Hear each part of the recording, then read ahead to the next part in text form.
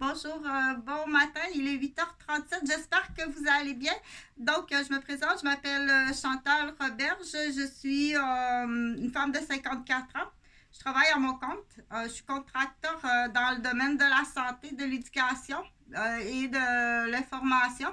Et je fais des YouTube comme ça en marionnettiste parce que, entre autres, j'ai une formation d'infirmière, donc j'ai travaillé plusieurs années à l'hôpital Maisonneuve-Rosemont en tant qu'infirmière de nuit les premières années en temps complet. Et après, j'ai une formation sur l'équipe volante et j'étais spécialisée entre autres en pédiatrie parce que je suis toute petite et je dois avoir, comme on dit, c'est plaisant pour un enfant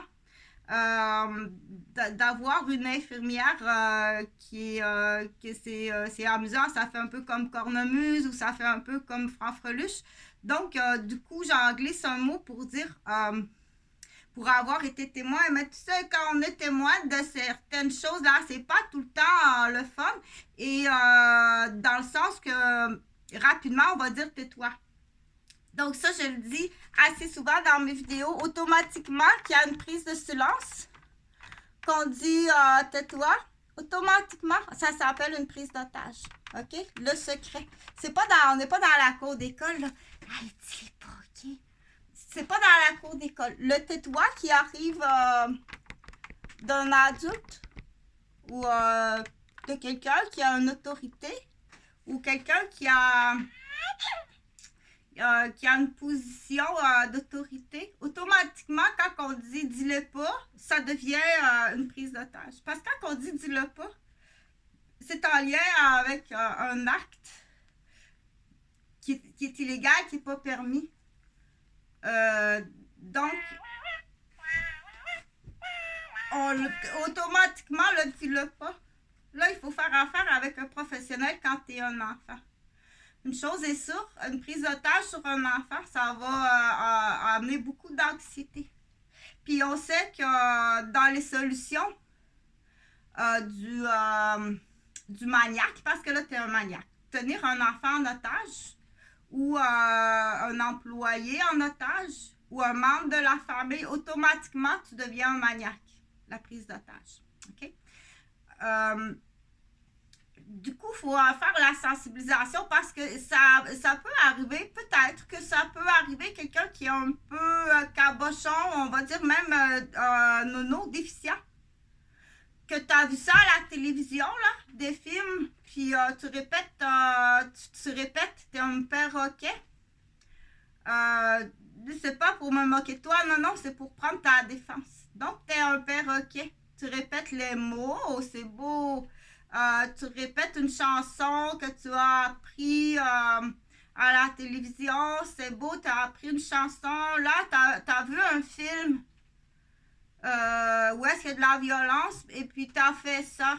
Mais tu es rendu adulte. Mais quand même, tu es bien habillé, tu as des beaux vêtements signés qui coûtent très cher à tes parents, tu as une voiture, tu as ton permis de conduire, l'apparence est parfaite. Mais dans ta formule de décision, c'est encore en imitation. Et il y a des zones que peut-être que tu performes très bien. Mais tu peux, ça peut arriver que tu fasses des erreurs qui vont te condamner et qui vont blesser ou qui vont... il va arriver des malheurs. OK? Donc c'est malheureux, mais comme ça se peut pas, comme c'est malheureux, mais comment ça se fait que ce petit être chéri est comme ça? Donc là, le pourquoi, là, Chantal, est-ce que je vais énumérer tout le pourquoi? C'est sûr, quand que c'est un accident dans la petite enfance, là, s'il est tombé en pleine face, en plein frontal, admettons, dans le bas de bicyclette de bébé en arrière, puis qui a été de nouveau ressecoué là, parce que ça presse là, d'aller faire du vélo avec son bébé, là, puis il pédale, le bébé, il est de même en arrière, il met le stand, si le bicycle tombe, là, à faire en frontal sur l'asphalte. Donc, ce niaiseux-là, s'il vous plaît, dépêchez-vous. Donc, pauvre petit bébé qui souffre énormément, OK? Et qui va être différent. Parce que la tête, oui, grand-mère est fatigante, mais grand-mère a raison. OK? Grand-mère est fatigante, puis grand-mère a raison. Donc, c'est vraiment triste. Tout ça pour, je ne veux pas élaborer parce que j'avais d'autres choses à dire puis à faire sur cette vidéo-là. OK? Mais une chose est sûre, c'est, s'il vous plaît, là, je fais mon insight personnel. Dépêchez-vous. Ça fait 8 ans que j'ai pas de nouvelles de mes enfants.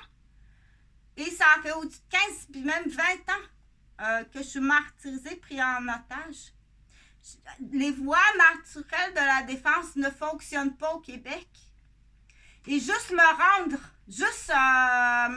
c'est un danger. OK? Parce que j'ai été témoin, de beaucoup d'actes criminels.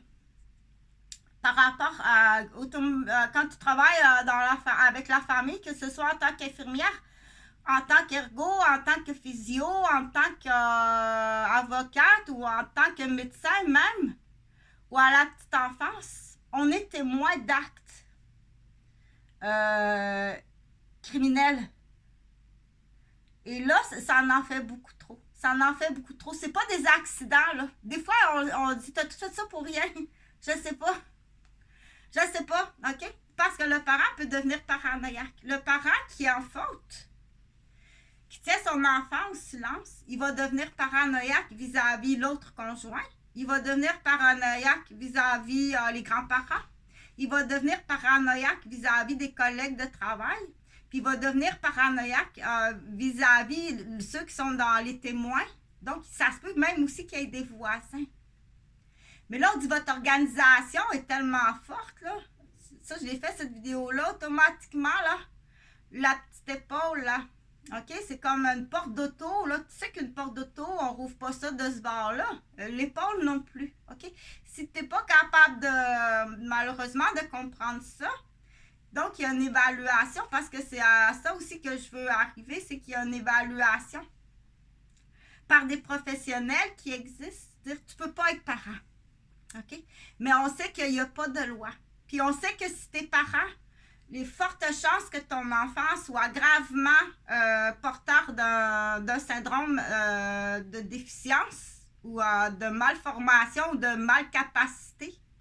Et qu'en plus, qu'au cours de sa vie, c'est à peu près sûr qu'il n'y aura jamais les bagages, il n'y aura jamais la chance, puis il n'y aura pas les outils. On ne veut pas que tu sois parent. C'est pas moi qui invente ça, là. Ça a été Germain Duclos ou Monsieur Duclos qui fait des livres de l'hôpital Sainte-Justine d'ailleurs. On